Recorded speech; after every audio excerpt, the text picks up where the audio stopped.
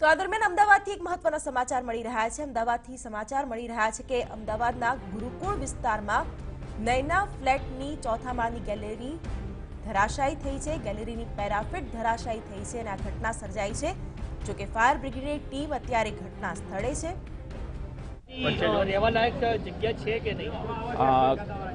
જર્જરિત છે ટોટલી આખા ફ્લેટ નયના ફ્લેટ જર્જરિત છે।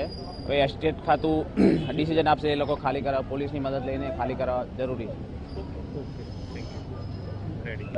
કેટલા વર્ષ જૂના છે?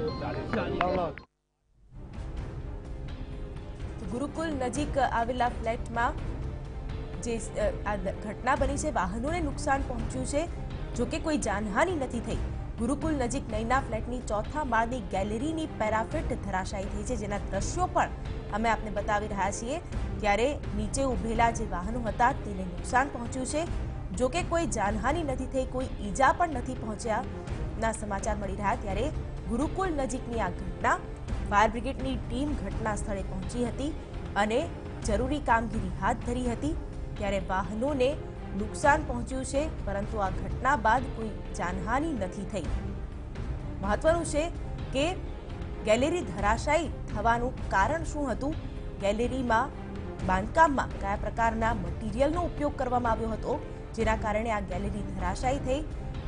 કોઈ મોટી દુર્ઘટના પણ આને લઈને સર્જાઈ શકતી હોત, પરંતુ દુર્ઘટના ટળી છે।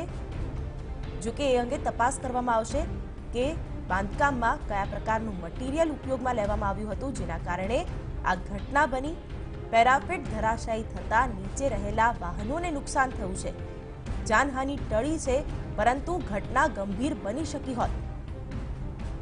પરંતુ હાલ ફાયર બ્રિગેડની ટીમ ઘટના સ્થળે પહોંચી છે અને સમગ્ર તપાસ કરી રહી છે। પ્રત્યક્ષદર્શીઓ છે તેની પાસેથી પણ માહિતી મેળવી રહી છે કે કઈ રીતે આ ઘટના બની હતી। ત્યારે ગુરુકુલ નજીક આવેલા નયના ફ્લેટની ચોથા માળની ગેલેરીની પેરાફિટ ધરાશાયી થઈ, જેના કારણે આ ઘટના બની છે। ત્યારે ફાયર બ્રિગેડની ટીમ અત્યારે ઘટના સ્થળે જ છે।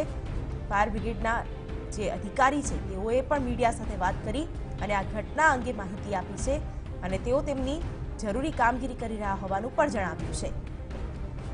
ત્યારે કયા કારણોસર આ ગેલેરી ધરાશાયી થઈ તેના અંગે પણ તપાસ કરાશે।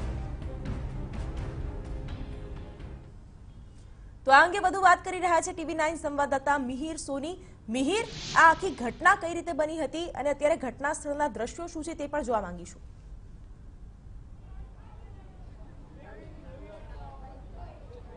શિવાની, મેમનગર ગામ છે ત્યાં નયના એપાર્ટમેન્ટ છે ત્યાં વહેલી સવારનો આજે આ બનાવ છે। આપણે આ દ્રશ્યો બતાવીશ કે નયના એપાર્ટમેન્ટ છે તેની આ પાછળનો ભાગ છે કે જ્યાં ચોથા માળની જે ગેલેરી છે તે એકાએક ધરાશય થઈ હતી।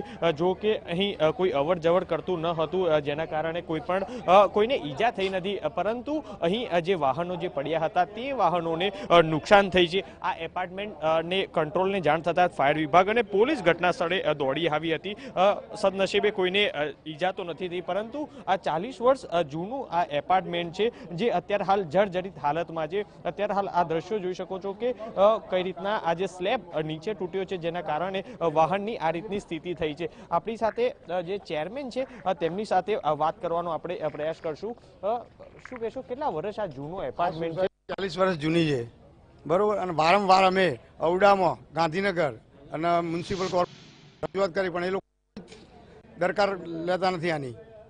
એટલે શેની દરકાર નથી લેતા? શું રજૂઆત કરી છે કે મકાનની ટોટલી વેલિડિટી ખલાસ થઈ ગઈ છે, બરોબર। એ લોકોને મકાન ઉતરાવવાનું કીધું, પણ એ લોકો કોઈ ચેરમેન સેક્રેટરી છે જ નહીં અંદર સોસાયટીમાં, કોઈ વહીવટ કરતું જ નથી। અંદર કોઈ રહે છે? રહેવા 40 ફેમિલી રહે છે અંદર। એટલે કોના અવડાના મકાન છે કે અવડાના મકાન નથી, પ્રાઇવેટ જ છે, બિલ્ડરે બાંધેલી છે સ્કીમ ટોટલી। ચોક્કસથી કે જે આ મકાન છે જે 40 વર્ષ જૂના છે એટલે જર્જરિત હાલતમાં છે। અહીંના જે રહીશ છે તેમજ જે ચેરમેન છે તેમનું કહેવું છે કે આ મકાન અને એસ્ટેટ દ્વારા તેમજ અહીં બિલકુલ મિહિર, આભાર। તો અત્યારે તો આ જર્જરિત મકાનની ગેલેરી ધરાશાયી થઈ છે, વાહનોને નુકસાન થયું છે, જાનહાનિ ટળી છે।